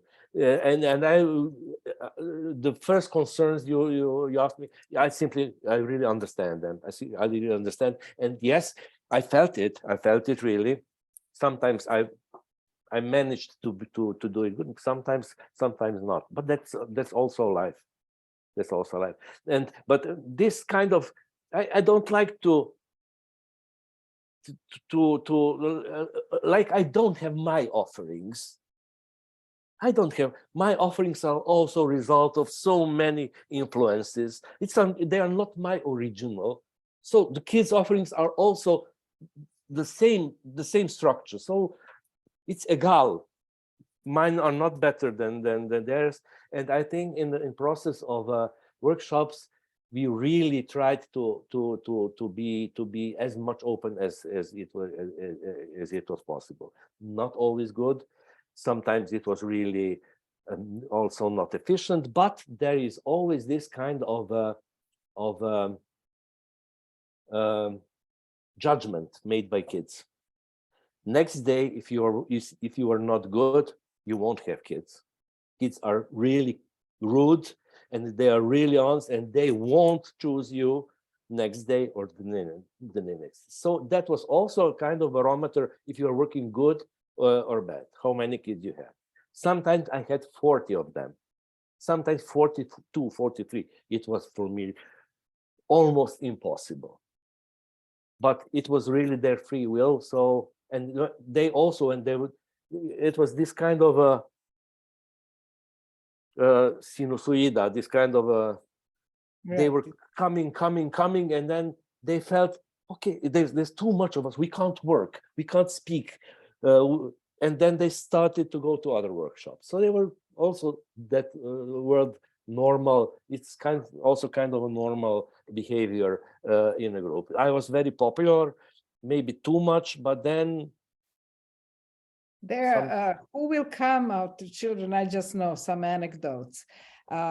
Sometimes some of the novice workers, novice associates, wanted to bribe the children to come, candy or something like that. Sometimes for a short period of time, they succeeded. I know about one girl whose mother was giving a workshops, and this girl was standing at the door and said, "Come to our workshop. I'm teaching here," and giving also other kids bribes to come. So all kinds of things happen. Yeah, it works on the short term, but on the long term, it simply does not work with kids. And of course, I also had the period when I was not feeling too good, when I was, because of some things, not, and it's also results with the quality, not quality of just my work, but also the quality of the group work. Because in that case, I am an adult, and I was really sometimes maybe too tired, or maybe not concentrated enough, and it affects your work definitely. As now, maybe it's even much more visible then. But yes, there were anecdotes, and there were a lot of funny events in Školigrica, but basically we really had no big problems, no big issues of any injuries or something. It was really, during 25 years, really Right. okay. Yeah. There were some people from the Department of Education in Belgrade who very quickly discovered that some of their personal theories about education don't work in practice very, very well. Yeah, true. So there was tears and things like that. Yes, Not by yes, children, but by the adults. Yeah, but it's really not. It's one of the toughest works I've ever done in my life, working with kids. When I started, I lost 4 kilos in 2 weeks, Oh my God. eating completely normal. But I was. What was the most difficult? Like, what was required so much efforts? Energy. You need energy. You need speed. You have to move fast. You have to, this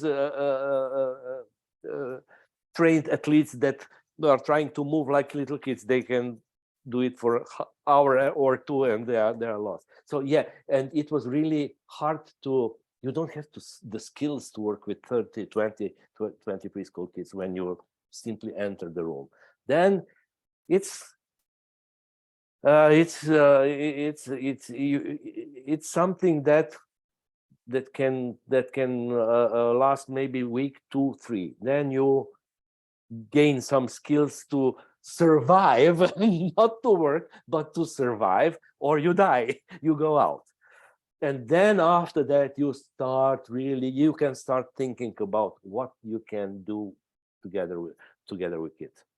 It's a tricky situation because we were never trained for nothing. I had a kind of a few subjects in a few courses on university on teaching, so I could teach in high school, maybe even in elementary, but no skills to work with preschool kids. But love is enough, I think. If you really love them, I really love children, all children, then it's manageable. And maybe that's the best way, not to have too much knowledge from books, but maybe try to do it from bottom up. Mm-hmm. It's not working with preschool, but with elementary or high school. Maybe it is. In fact, I never tried. You had Ljubica as a leader. One thing about Ljubica, and she will listen to this because it's all recorded, so I'm not talking behind her back, is that she really is a pluralist in her. She not only by philosophy but by her whole being. Yeah. She invites different points of view, different ways of working with children, different ways of thinking about what's art or what's right or wrong. And we were just talking in this festival that just took place in Belgrade, which is called Polyphony. And she founded a festival in drama of education being called the Polyphony. You all immediately can see that that's what she is. And that's, as a leader, she was, I guess, really encouraging people to develop their own approach, their own ideas. One thing that people remember her today, the other week when we were talking, is that she would always ask, and how would you do that? What would you do?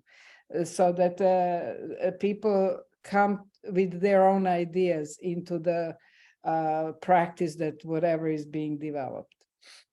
Yeah, I have a question for you about different things, more professional.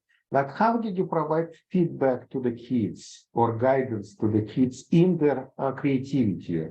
And one thing, it's you're an artist yourself. You have particular sensibilities, aesthetics, and so on and so forth. And of course, you are aware that there are alternative aesthetics, alternative sensibilities exist among adults.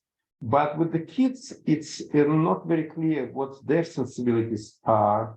And they may be even different from existing adults ones. And so how did you work with, how did you support their creativity? Did you, wait until they ask you for help and only then provide it?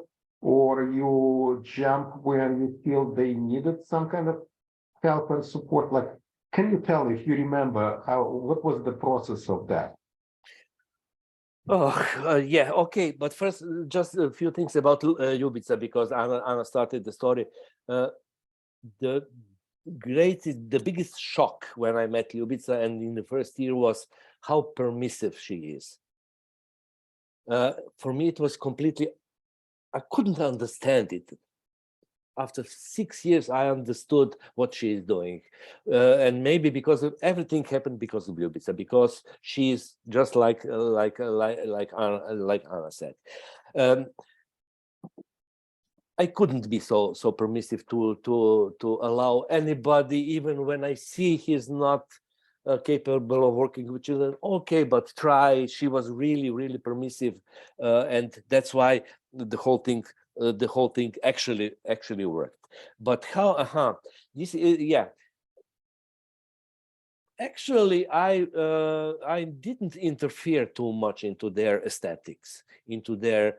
I was there to help if there is some physical problem. The box is too big, they can't lift it. You must put something in the ceiling. Of course, you can't let the 5-year-old child to do things on the ceiling in this old building with the high ceilings. I think it was the other way around, that they influenced me much more as they than I influenced or tried to put my aesthetical views into their work. I think it was other way around. I took a lot of their aesthetics in the years I was working there. On the other hand, the good thing about me is that I'm not actually the artist, I'm designer. It is the same broad field, but a little bit different. As a designer, you are really communicator. You really have to communicate. You can't be isolated in your own aesthetics, in your own world. But also for artists, it's just a fairy tale. But as a designer, you are deeply somehow involved in the real world. Otherwise, you can't be designer. You can't be a designer that is self-sufficient, because it simply doesn't work. So maybe that was also my luck. I had this kind of understanding the other, which is a little bit different than the typical artist's view, especially when you are young. So I was acting more as a designer, trying to see how they are putting things together, how they are working as a mechanism, as a process, than trying to have output of some any aesthetic any aesthetic style or I was trying of basically I was working along with them quite a lot. I had my job, they had we put it together at the end, practically I was not the one that was standing or sitting and watching what they're doing. I was doing everything with them, or most of the things with them, together, just like a kid. There's no difference between. Okay, but to visualize that, like, can you give examples? Because that's very interesting what you're saying. I don't know which part of the dragon I have painted. I don't know. But I did a part of that. I don't know which leg I cut out of the cardboard, but one was mine. The others were the kids. So in most cases, you can't see what's my work or what's there, because it's the same task. It's the same task. If maybe I could paint it a little bit more neat, but there's no, it's not necessary. If 30 of them are painting like this, why would I do it other way? Yeah. So, but of course, in some technical things that when we were lighting a candle or doing with fire, of course, I was adulted in this position just to be careful enough not to happen something. But otherwise, I was a part of the group, a part of maybe in some things little bit more experienced technically, so they could learn from me some tricks of the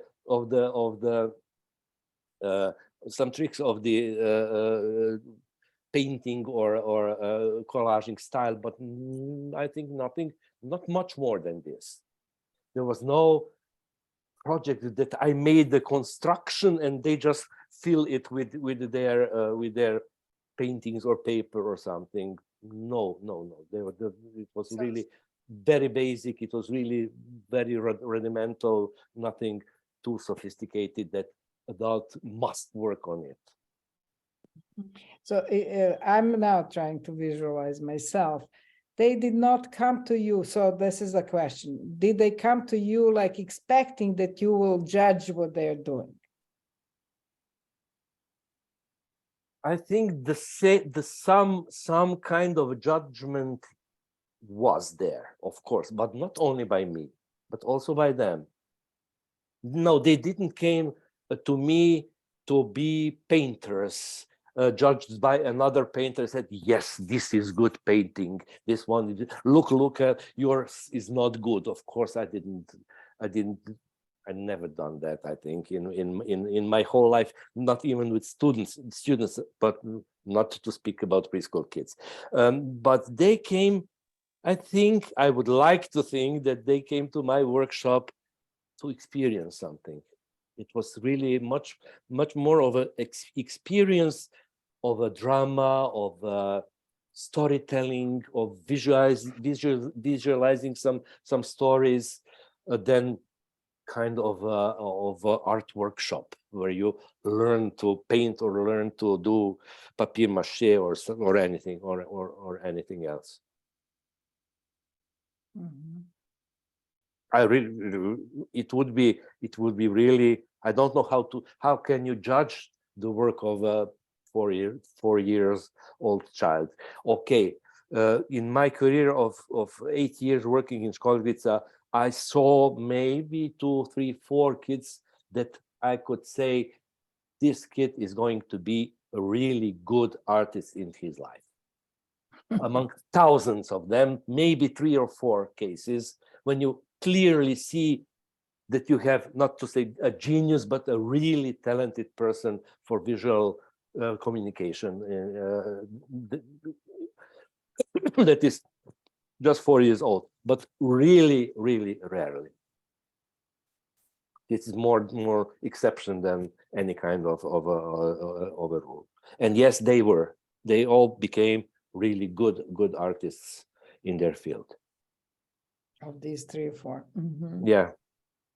But when the kids have some interesting idea, did they go to you or to other kids with this new interesting idea?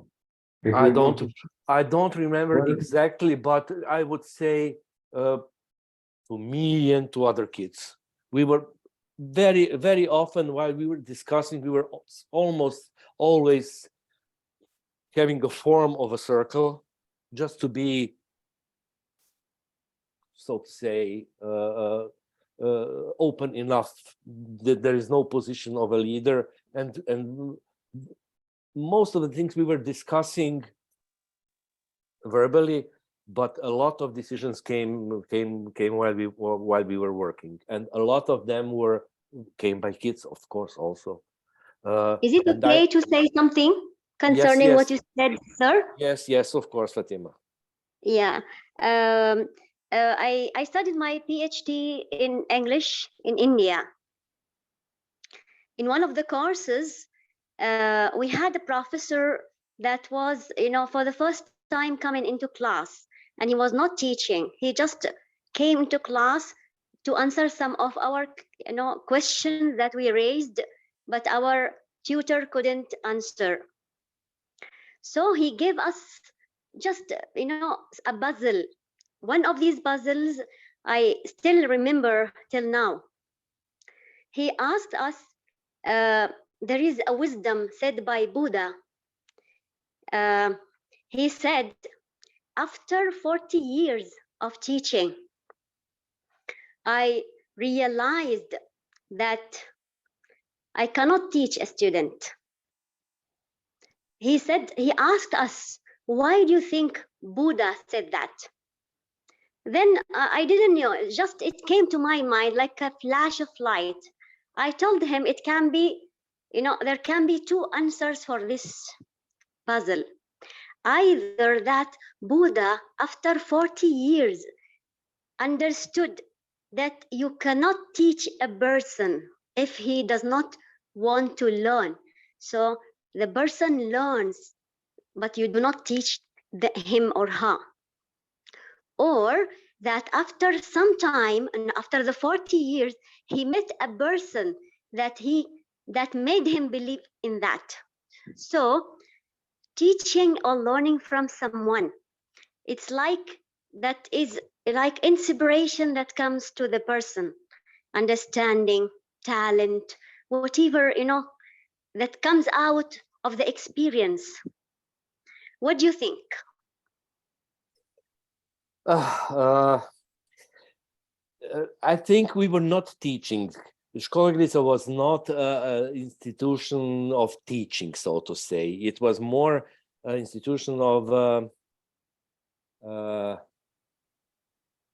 creating, or teaching, or learning through creating. It sounds so stupid. The purpose of Školigrica was not to teach them something, but to experience something, and of course to be part of the group of collective. The groups were, and maybe that was also is very important in Školigrica. The groups were mixed. In workshops there was no all the children were working together, and that is maybe something that is very extremely important. The young kids were learning from elders, like I was learning from young and from elders. So there was this kind of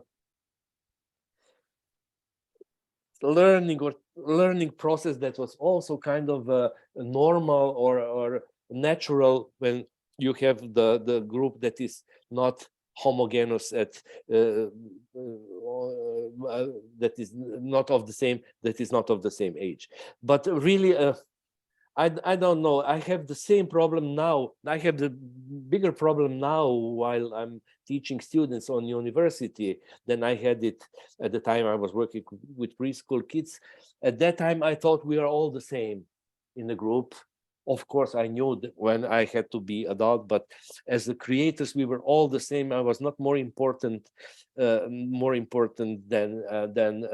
them. My opinion was not stronger than theirs, or at least I tried to be most of the time as much as I could. But now I have this problem of learning and teaching while working with students, especially now, when their motivation is somewhere else. I don't know. I don't know where. It's much harder, but most of the principles I used in Školigrica are still working with them when we are doing creative things. It's not working, of course, when you have to teach them maybe some software or something that requires some other type of learning. But a lot of skills I got then, I can still use them. I can still use them now, and they enjoy it because it's playful.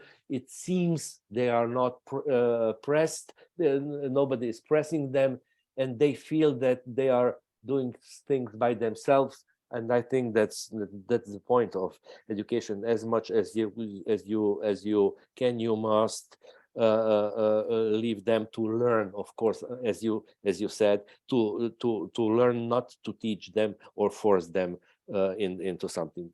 Sometimes, I don't know, maybe it simply doesn't work. System is too strong. But many times, especially when you are teaching in creative field as I am, it is really possible not to be authoritative teacher and to be as to try to do things through conversations, through dialogue, and not to be too autocratic, even if they ask. Because a lot of the time, after 3 or 4 years, I hear you should push us. Why you didn't push us? So it's also kind of normal reaction. Can I say something? Yeah. You are talking about creativity, but you know, there is a problem with the system that it wants to make us do things in the way others want us to do it, but not in the way we want it to be. But the problem that can we be creative without the force of the system? You know, I mean, you know, creativity needs effort, needs a lot of discipline and a kind of you know, forcing ourselves to do things we want. But usually people do not have this kind of very strong intention and attitude, not a lot of internal force to do things. What do you think? Oh, there is a great saying of Massimo Vignelli, one of the greatest modernist designers, who said, I think I'll try to remember, there is no design without discipline. There is no discipline without intelligence. So to say, every system since the beginning of civilization is kind of a oppression and kind of a set of rules. Civilization definitely is a set of rules, and within these rules you must obey or try to function as free as possible. So there is no such thing as creativity by itself. Creativity also, you are asking $1 million questions.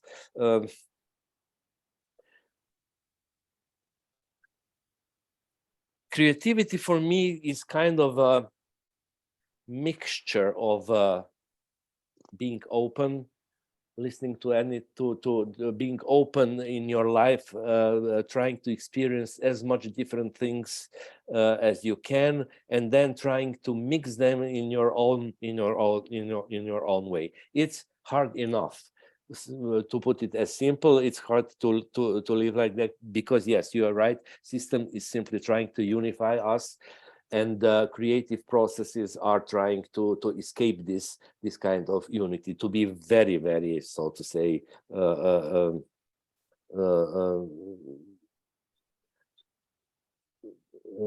very, very, to simplify it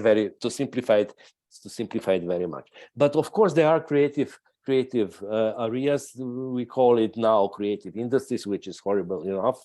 To mix these two words, industry and creativity, there are areas of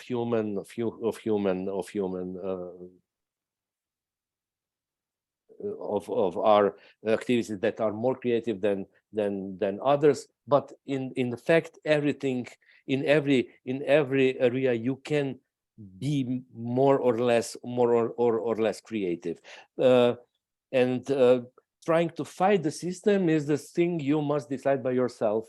What do you want? How much do you fight? How much? Where is the border you won't cross? So there's no universal answer, even if there is creativity in question. There are some people that they are really brave enough to stand out of the system and live by their own without the system. There are people that are willing to be valuable, creative part of the system with a minimum effort, and they are maybe doing the biggest money of us all. There are so many different positions of a person that is trying to be or is creative or searching for creativity in some system that I think I can't give any unified answer for this. There is something that you must work on it, and then this is this big reservoir of experiences in any field of arts, crafts, in science, of anything. That's what you can do. And then what you will do with this huge reservoir, if it's huge, if you are putting enough things in it, it's your so to say, it's your way to be creative. There are no, I think, two exact same answers on this question. Even it would be nice to have a recipe, but we haven't invented it yet. I'm afraid, or I'm glad. Mhm. Thank you. Yeah. So It's this big question between civilization, which is a system, and creativity or freedom on the other side. It's the permanent battle or a kind of tension all the time. tension or collaboration. So to be honest, between these two fields, there is no civilization without rules, and there is no civilization without creativity also. So it's basically the same. True. That's true. So I guess so far, does anyone else have any questions? Just a last word, if it is possible to add. I'm chatty somehow in this event, and I don't want to take the part of anyone who want to add anything. But it is not very important. But if I'm allowed to see this, it can be like a closure to my opinion on the issue. Yeah, sure. Shall I talk? Yes, please. Yes, Fatima. yes. Thank you. In fact, the idea of creativity without a design, for me, as a person who likes to use her mind too much, is like, tasting the beauty for its own sake, not for a wisdom or a goal behind that, like enjoying the process itself. Mhm. For example, I can give from poetry of Coleridge his most important romantic poem, Kubla Khan. It is a kind of immense beauty that talks about utter and absolute imagination. So, but we cannot get out of that poem, something behind it that serves humanity, that can add to, to the idea of the development of our souls, other than utter imagination. So this is my idea of creativity without wisdom behind it. Mhm. In the other way out, if we see the poetry of T.S. Eliot and some of his article, Man and the Tradition, in which he talks about how a person can take the whole tradition, absorb it, and add to it from his own, something that has wisdom and that has a design to serve and to add to the humanity. From a Bakhtinian point of view, and that's why I love Bakhtin. He always say that our dialogue should be serious. Why serious? Because you should do something from it. You should add to the dialogue. You should say, here where I am adding something to the dialogue. I hope I made my point clear by these two examples. Yes, thank you, Fatima. Very interesting. This is what we had to present, and I thank you for participating and asking good questions, everyone, including all of us. I guess we asked good questions, and thank you, Borut, for sharing with us such a valuable, incredible experience. Nobody can, although you say you forget and it's a fog for you, you still have the personal experience to share that nobody else. Yeah. Thank you for listening, and thank you being here for 2 hours.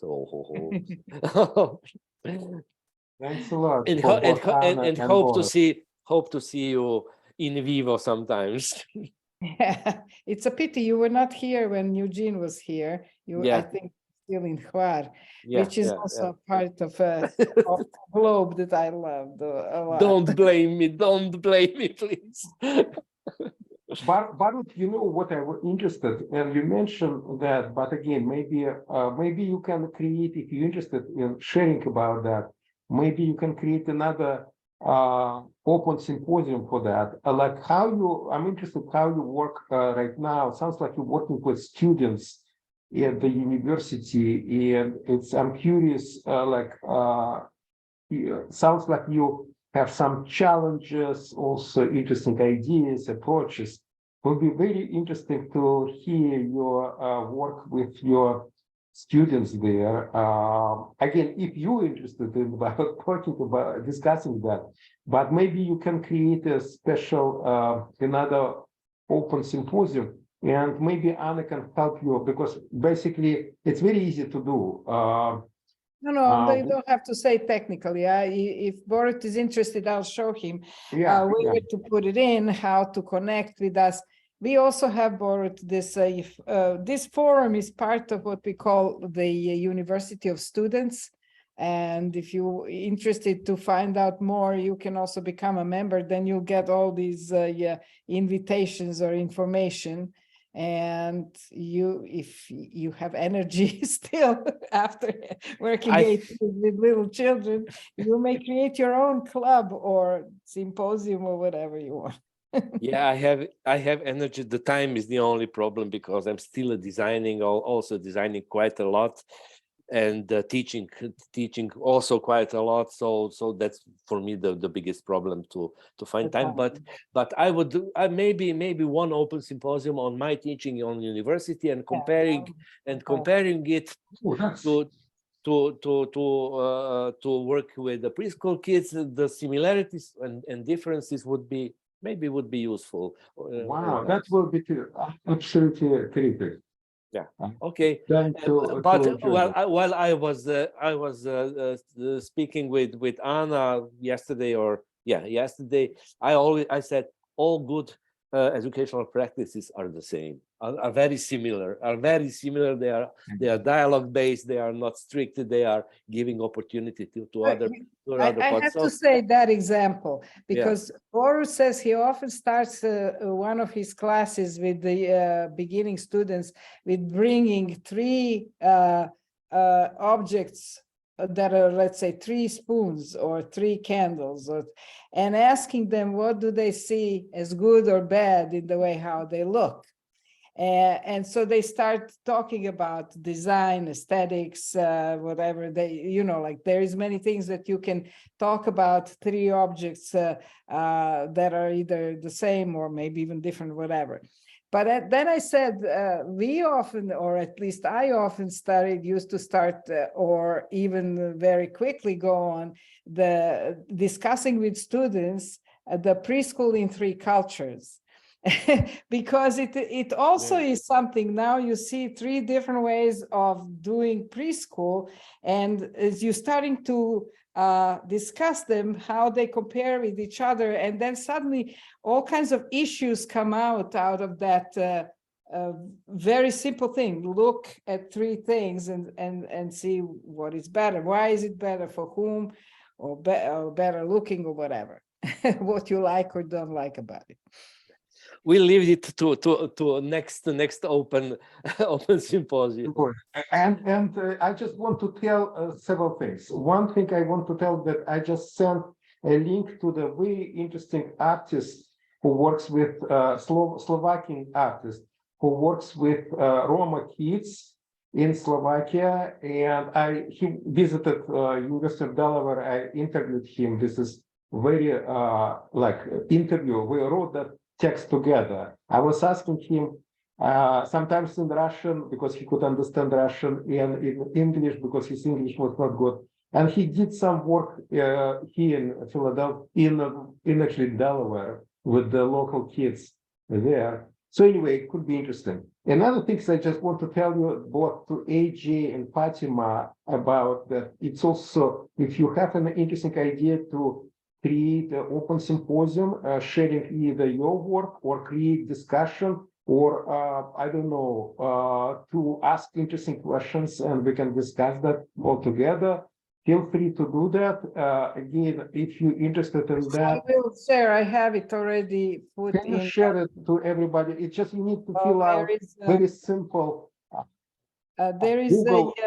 this link where there is a spreadsheet, Google spreadsheet, and you can find the date when you would like, you can put what you would like to talk about, or a little description of that, and how you would organize the Zoom on your own, or maybe one of us can organize for you, or any other kind of software that exists for sharing. It's okay too. Yeah. Right. And you can Okay. invite everybody else also to do that if you want. So that's what we do. We usually meet every 2 weeks, but it's not necessarily. You can actually put a different day. Like, for example, you might see that Brian couldn't do, he's teaching right now, and he couldn't do it on Tuesdays, so he did it on Friday. So it doesn't, whatever convenient for you, time and date. So Okay. that's Okay. Don't expect too soon because they have a lot of work. No, Barat, Yeah. it's not peer pressure. Whenever you feel you're ready, it could be in 2 months. That's fine. It doesn't need to be in 2 weeks, whatever. It's whatever you want. And it's Okay. true for AJ, for you, and Fatima, for you as well. So we created this medium. Okay, well, it was a pleasure talking to you. Thanks a lot of taking time and meeting with us. And too bad that we couldn't see each other in Belgrade. There will be Yes. opportunity. Next Thank you. time. Thank you all again. Okay. Bye-bye. Okay, Bye. bye. Thanks for Bye. having this Thank you. meeting. Hi, Bye. Say you Fatima. again. Hi, how are you, Eugene? How are you? Miss you a lot, Okay. you guys. Good. Okay, take care. Take care. Bye. Bye. Bye. Bye. See you later, AJ. Bye. Ciao.